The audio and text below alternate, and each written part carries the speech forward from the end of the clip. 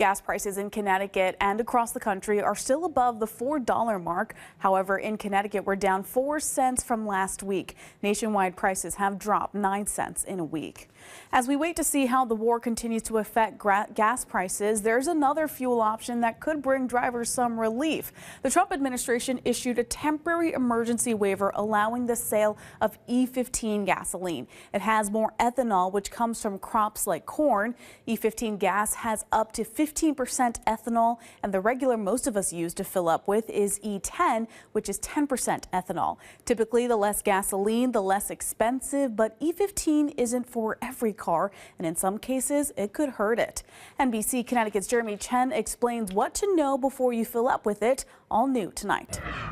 More than $4 a gallon at the pump has drivers feeling a certain way. They're pretty high right now, like it's ridiculously high. Too high.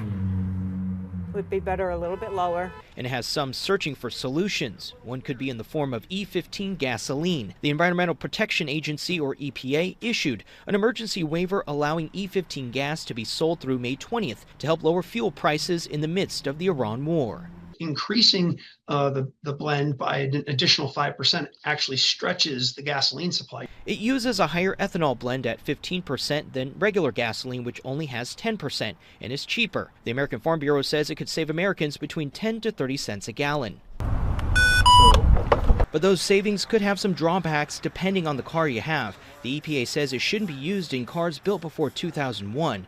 One auto repair shop owner in East Windsor agrees, saying the higher ethanol content will ruin the engine. So hoses, injectors, O-ring seals, things like that are going to fail because of the ethanol. He also adds the fuel is a little more corrosive on the engine and will slightly lower fuel economy. He says for newer cars, it can work fine in a pinch, just as a short-term solution. I would say on a 2024 version vehicle, it's probably something that you're not even going to worry about in the next 10 years. You also can't use it in some vehicles and smaller engines, like delivery trucks, motorcycles, boats, or even lawnmowers. In fact, it's illegal to do so.